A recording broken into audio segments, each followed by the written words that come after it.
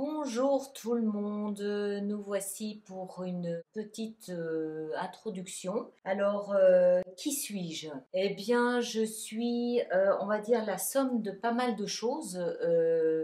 D'abord d'un parcours qui a aussi été, comme la plupart des gens, chaotique.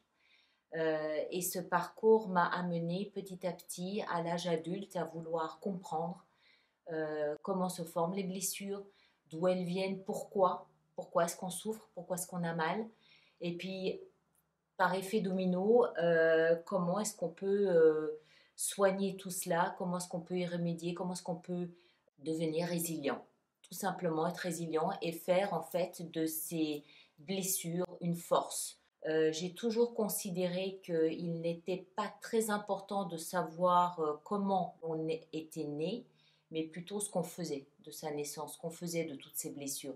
On en a tous des blessures. Mais ce qui importe, c'est qu'est-ce qu'on en fait. Est-ce qu'on en est victime toute sa vie? Est-ce qu'on cherche à s'en relever? Est-ce qu'on cherche à en faire une puissance, une force? Est-ce qu'on cherche par la suite à peut-être venir en aide aux autres parce qu'on a compris quelque chose, parce qu'on y est arrivé, parce qu'on est allé quelque part où personne n'a songé aller? Et donc, à l'âge de 40 ans, j'ai décidé de suivre mon intuition et de m'intéresser à différentes formations parapsychologiques. Voilà, j'ai commencé par quelque chose de très passionnant qui est l'hypnose. L'hypnose m'intéressait beaucoup.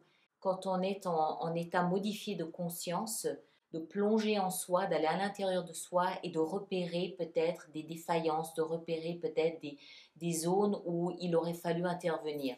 J'ai donc suivi une formation en hypnose ericksonienne d'abord, puis humaniste avec Olivier Lockert à Paris.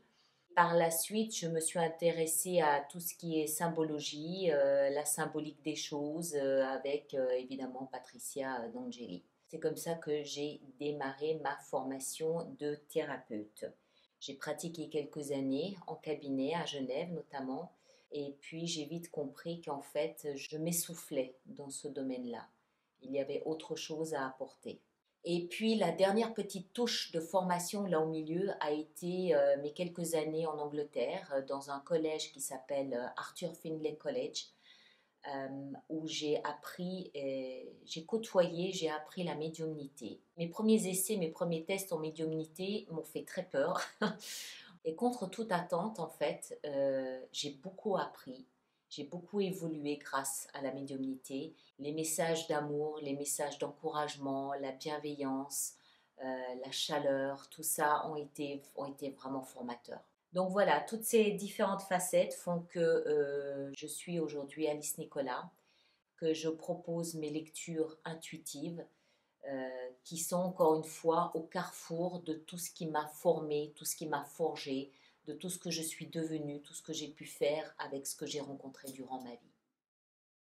J'ai commencé à tester un petit peu les lectures intuitives lorsque j'étais en cabinet de thérapie à Genève, parce que je me suis rendu compte en fait que les personnes qui venaient à moi, alors quelquefois viennent avec un objectif très clair, avec un désir très clair, avec des besoins très clairs et très établis, dont elles parlent très ouvertement, très clairement.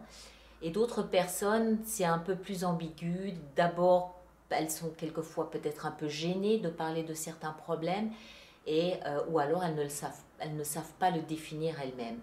Et c'est dans ce cadre-là que j'ai appris en fait à m'immiscer dans l'énergie de la personne qui se trouve en face de moi pour essayer de trouver moi-même les mots que cette personne a du mal à trouver, à mettre sur son ressenti, à mettre sur le problème qu'elle souhaite un petit peu résoudre. Bien sûr, lorsque j'ai créé la chaîne YouTube Alice Nicolas, bon, il n'était pas question de rendez-vous individuel, ça aurait été trop laborieux, trop compliqué à mettre en place. Mais en fait, je me suis basée sur les signes astrologiques tout simplement parce qu'il me fallait un portail d'entrée. Ça aurait pu être la numérologie, ça aurait pu être des zones géographiques. Je me suis basée sur l'astrologie en me disant qu'entre le signe solaire, le signe ascendant et le signe lunaire, en croisant les trois informations, on a plus ou moins quelque chose d'individualisé, quelque chose de personnel et on doit pouvoir s'y retrouver en croisant les informations de ces trois directions-là. Voilà, c'est comme ça que j'ai pensé à créer cette chaîne YouTube.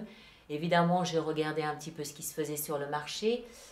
Comme je suis anglophone, je me suis bien évidemment intéressée à ce qui se passait aux États-Unis, l'Angleterre qui est très ouverte sur ces sujets aussi.